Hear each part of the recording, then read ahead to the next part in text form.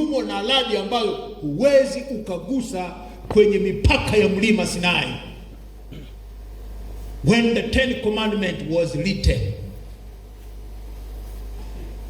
it was a fearful sign. Yalikuwa ni mazingira ya hatari mno. 40 days imekamilika, Musa anashuka na mbao 2 za mawe. Kumbukumbu la Torati 4 fungu la 13. Anaenda kuziweka wapi? Kumbukumbu la Torati 4 fungu la 13. Sasa anaanza kugusa lugha za ufunuo, anaanza kugusa alichoona Yohana. Kumbukumbu la Torati 4:13. Akawahubiri agano lake alilowaamuru kulitenda, yaani zile amri 10 akaziandika juu ya mbao 2 za mawe. Kumbe ni zaidi shairi Ufunuo 15 fungu la 5 na Ufunuo 11 fungu la ngapi jamani? La 19, anavyozungumza kwamba ni sanduku la agano. Maana zile mbao 2 zinaitwa mbao za agano, yaani amri 10.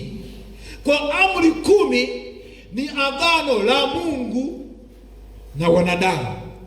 Mbona msemi amina? Unajua leo katika masuala ya Ukristo na mambo ya dini ni rahisi kusema umevunja agano. Mungu alifanya agano na watu wake. Usielewe agano ni nini. Agano ni mbao 2 za amri 10, ndilo kwa mujibu wa Biblia ndio agano la Mungu na watu wote duniani ukiwepo wewe. Unasema, pastor, tuko kwenye agano jipya. Nikwambie, is the same. Yaani kila ambacho agano la kale hili ambalo Mungu anamwambia Musa, amemwandikia Musa na kumpatia mikononi mbao 2 za amri 10 kama mbao za agano, kutokana na Kumbukumbu la Torati 4 fungu la 13. Ndio hizo. Kwa nini ndio hizo? Hebu soma kitabu kile cha Waebrania. Angalia agano jipya linavyo verify kwamba agano ni lile. Agano ni lile. Waebrania sura ya 8. Is it sura ya 8 au sura ya 6? Lakini ni sura ya 8. Nafikiri hapo. Waebrania sura ya 8 kuanzia fungu lile la nafikiri la 6 hivi. Hebu msomaji wetu tusomee. Waebrania 8 fungu la 6 nasemaje? Lakini sasa amepata huduma iliyo bora zaidi, kwa kadri alivyo mjumbe wa agano lililo bora, lililoamriwa juu ya ahadi zilizo bora. Fungu la 7, maana kama lile la kwanza lilikuwa halina upungufu, nafasi singelitafutwa kwa lile la pili.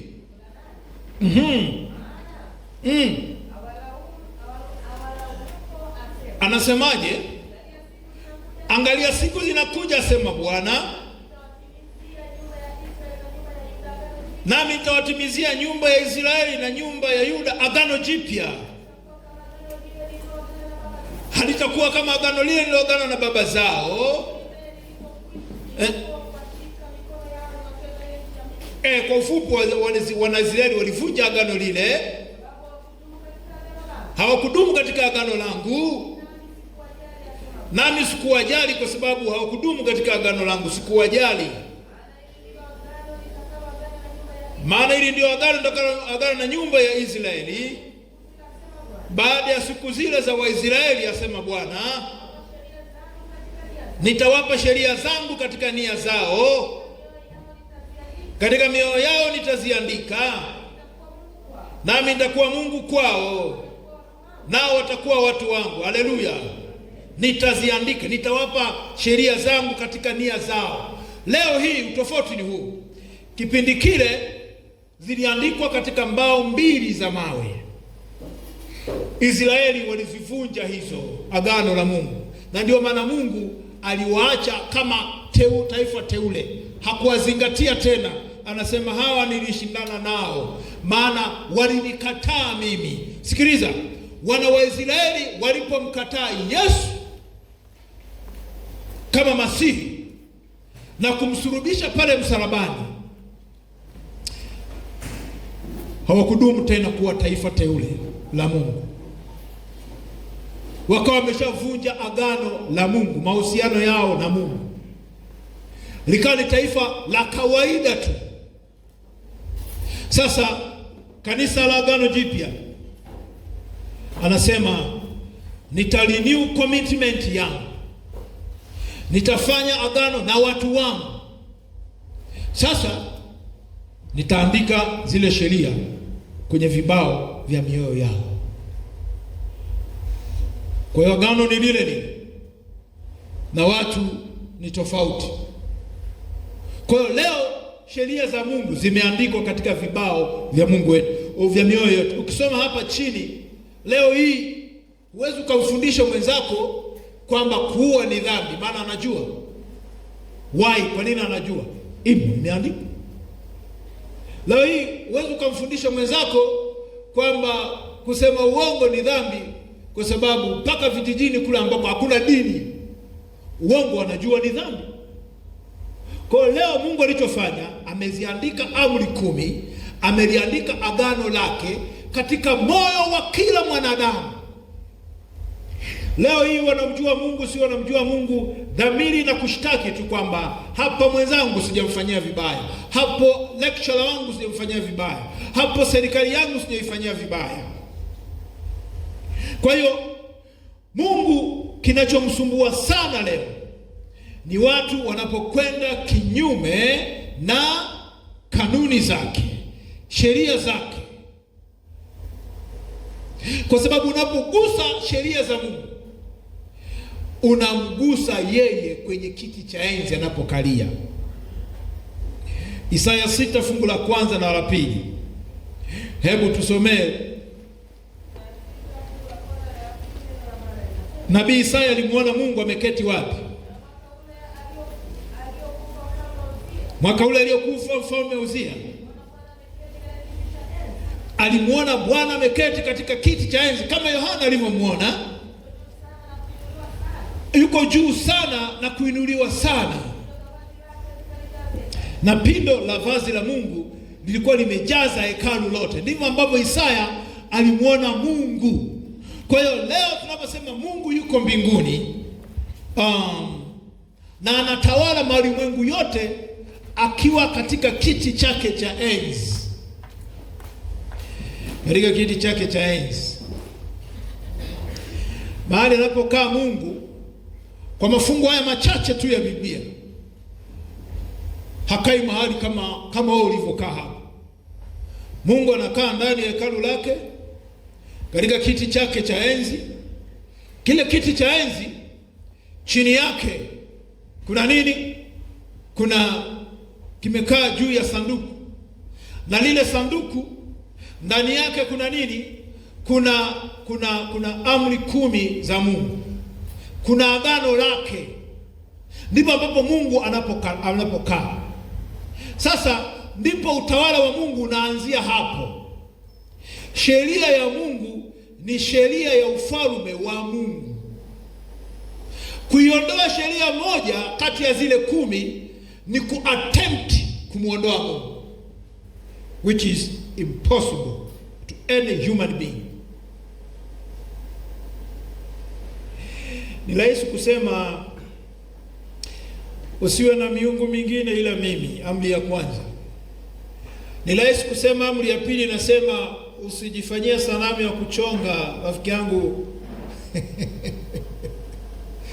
nakumbuka ilikuwa naendesha juma hili, watu wako wanaimba amri 10 kama maji, watu wa Musti. Rafiki, nyosha mkono ubarikiwe sana.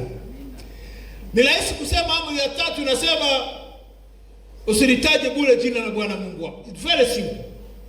Ni rahisi kusema amri ya 4 inasema ikumbuke siku ya Sabato itakase, ambayo obviously kibiblia ni siku ya Jumamosi. Si ndio jamani? Maana Yesu alikufa Ijumaa, Jumamosi alilala kaburini, siku ya Jumapili, siku ya kwanza ya juma Yesu ndipo alifufuka, si ndio jamani? Ndio maana tunasema Sabato iko kati ya Ijumaa na Jumapili. Sabato iko kati ya Ijumaa, siku ya 6 ya juma, na siku ya kwanza ya juma. Yesu alikuwa amepumzika, alikuwa ameitunza Sabato, yuko kaburini siku ya Sabato. Na ndio maana hata Ijumaa ile wanawake wale walipokwenda kumpaka mafuta ilishindikana, maana Sabato ilikuwa imeshaingia. I'm finalizing. Ni rahisi kusema siku ya Sabato ni siku ya Jumamosi kama ya leo, wala si siku nyingine. Ni rahisi kusema amri ya 5, waheshimu baba yako na mama yako.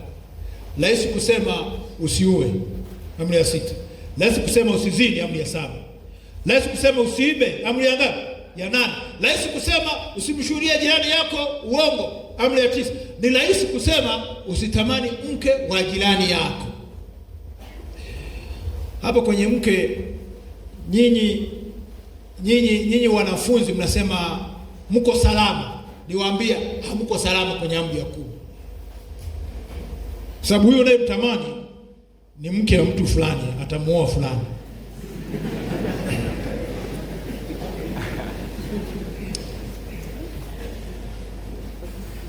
Hamjasalimika.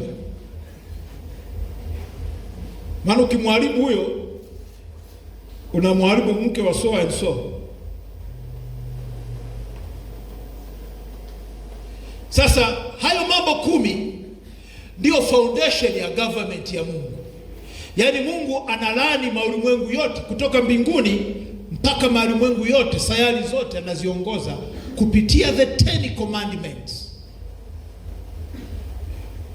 Unapohalifu moja kati ya hizo amri 10, unaitikisa serikali ya Mungu mahali ambapo anakaa kwenye kiti chake cha enzi.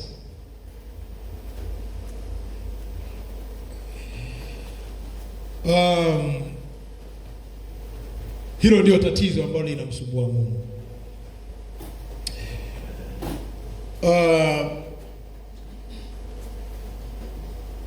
Nimalizie kwa kusema kwamba kuna kiumbe mmoja ambaye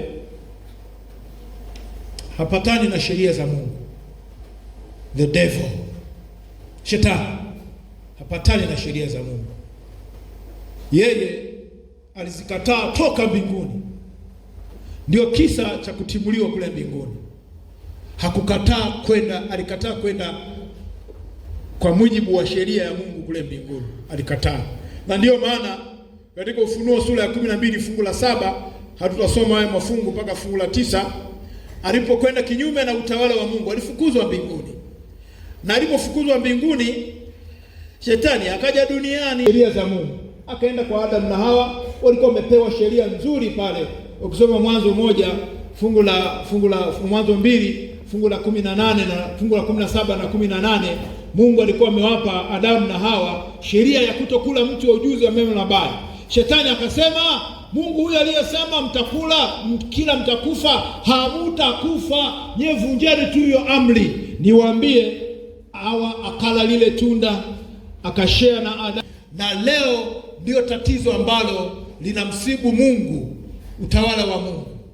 Viumbe wake waliasi utawala wake, waliasi sheria ya Mungu.